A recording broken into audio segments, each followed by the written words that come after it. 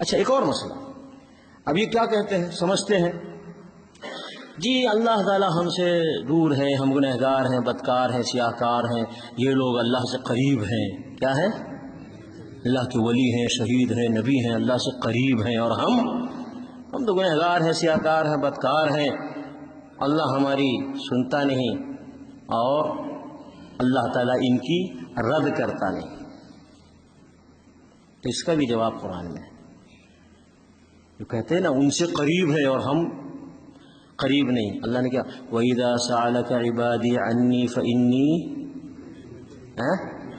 فَإِنِّي قَرِيب، اس کا بھی جواب اللہ نے دے دیا، قریب، لفظ قریب جو لفظ ہم اور آپ استعمال کرتے ہیں، سارے استعمال کرتے ہیں نا، قریب، وہ کہتے ہیں وہ قریب ہے اللہ سے، اللہ کہتا ہے بندوں میں تم سب سے قریب ہوں، تم سب سے قریب ہوں۔ وَإِذَا سَأَلَكَ عِبَادِي عَنِّي، اے نبی صلی اللہ علیہ وسلم یہ بندے، کوئی بھی بندہ پوچھ لے آپ سے میرے بارے میں، سب کو کہہ دیجئے میں بندے سے قریب ہوں۔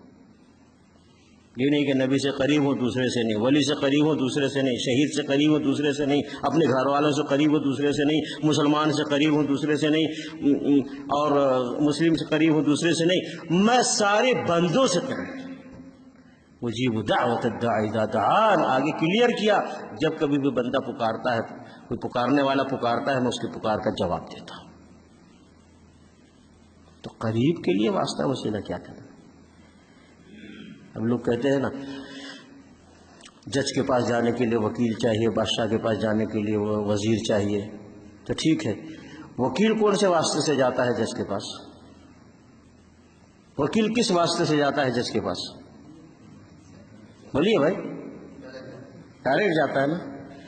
اور وزیر کس واسطے سے جاتا ہے بادشاہ کے پاس؟ کس کے واسطے سے؟ ڈائریکٹ جاتا ہے۔ کیوں ڈائریکٹ جاتا ہے؟ قریب ہے، وہ قریب ہے، وکیل جج سے قریب ہے، وزیر بادشاہ سے قریب ہے، رب اپنے بندوں سے قریب ہے، رب اپنے بندوں سے قریب ہے۔ پھر واسطہ کس چیز کا؟ واسطہ تو وہ لگائیں جو دور سمجھیں، جو دور سمجھیں۔ یہاں تو اللہ نے خود کہہ دیا قریب، فإنی قریب، تو اللہ جو قریب ہوتا ہے اس کے لیے واسطے کی ضرورت نہیں ہوتی ہے۔ لیکن آج مثال دے کر کہ بادشاہ کے پاس جانے کے لیے وزیر کا واسطہ، اور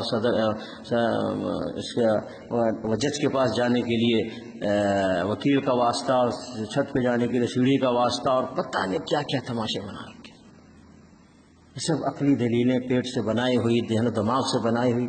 اب یہ قرآن سے پیش کرو نا، رسول اللہ صلی اللہ علیہ وسلم کے ارشادات افرامیین سے پیش کرو نا، صحابہ کرام کے اقوال و اعمال سے پیش کرو۔ اور یہ جتنے ہیں سب اپنے آپ کو حنفی کہتے ہیں، ارے بابا حنیفہ سے تو پیش کرو۔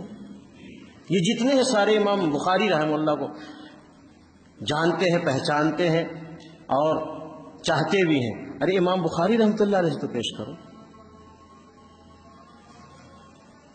اگر ہم فیصلہ کروانا چاہتے قرآن حدیث کے بعد تو ان بزرگوں سے فیصلہ کرواؤ، یا ان بزرگوں کا فیصلہ مانو جن کو ہم اور آپ سب بزرگ مانتے ہیں، ہے کہ نہیں؟ ہر فرقے والے مانتے ہیں نا بھائی صحابہ کو، ہر فرقے والے مانتے ہیں نا چاروں امام کو، ہر فرقے والے مانتے ہیں نا امام بخاری کو۔ چلے سارے لوگ چلو بھائی ان سے فیصلہ کرواتے ہیں، تو ادھر یہ ساری چیزیں نہیں ملے گی، ادھر ملے گی تو یہی کہ ایاک نعبد و ایاک نستعین، عبادت ہم صرف ایک اللہ کی کرتے ہیں اور مدد ہم صرف ایک اللہ کی سے مانگتے ہیں۔ اس لیے جتنی دعائیں قرآن حدیث میں ہیں 3 الفاظ سے شروع ہوتا ہے، ربنا، رب، اللہم۔ کیا ہے؟ ربنا، رب، اللہم، یعنی ڈائریکٹ رب کو پکارا جاتا ہے، ڈائریکٹ اللہ کو پکارا جاتا ہے اور آگے کچھ مانگا جاتا ہے۔ تو یہ مسئلہ میرے بھائی بار بار اس پر زیادہ توجہ دیجیے، عقیدے کے اس مسئلے پر، یہ دعا کے مسئلے پر جو آج گمراہیاں پھیلی ہے بر صغیر میں، زیادہ یہ دعا کے مسئلے میں ہی پھیلا دیا گیا ہے۔ اور پھیلایا جا رہا ہے، اور اسی میں جا کر کے لوگ گمراہ بھی ہوتے ہیں۔ کوئی اس کو خیر چاہیے، کاروبار میں فائدہ چاہیے، اولاد چاہیے، گھر میں برکت چاہیے، تو پھر ان کے پیچھے جا کے چکر لگاتے ہیں، یا مصیبت میں پڑے ہیں، بیمار ہوئے ہیں، کوئی مشکل آئی ہے، کوئی پریشانی آئی ہے، نقصان ہوا ہے، تو اس موقع پر بھی ان کے در کی ٹھوکریں کھاتے ہیں۔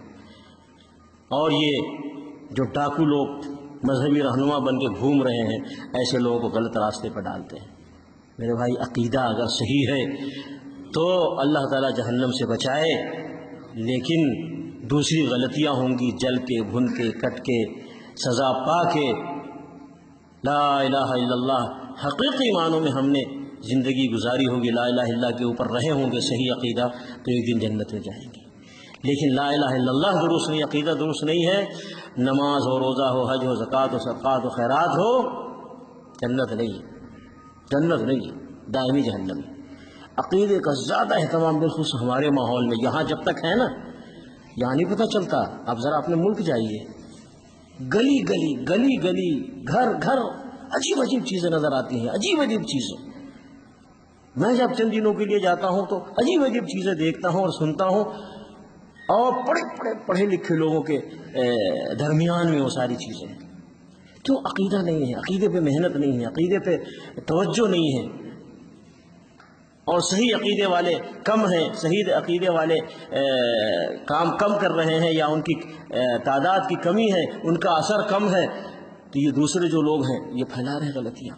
لیکن ہم یہاں جب تک عقیدہ عقیدہ میرے عقیدہ،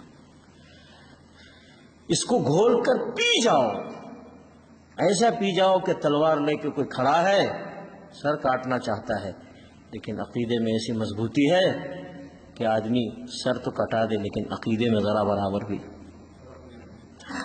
اس کو سنبھالیے۔ نماز واللہ کالا دھبا یہاں پیشانیوں کے لوگوں کے پڑے ہوئے ہیں، اور چلتے پھرتے یا رسول اللہ، یا علی، یا حسین، یا فاطمہ، یا غریب نواز، یا بندہ نواز، یا غوث اعظم دستگیر، اور پتہ نہیں یا اس پیشانی کے کالے دھبے کو دیکھ کے آدمی کہے گا یہ آسمان سے اترا ہوا ولی ہے۔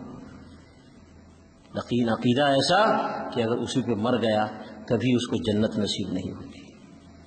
اللہ تعالی ہمیں اور آپ کو سبوں کو صحیح عقیدے کو سمجھ کر اور اس پر زندہ رہنے کی اور اس پر مرنے کی توفیق عطا فرمائے، آمین۔ صلی اللہ علیہ نبینا محمد وعلی آلہ وصحبہ اجمعین۔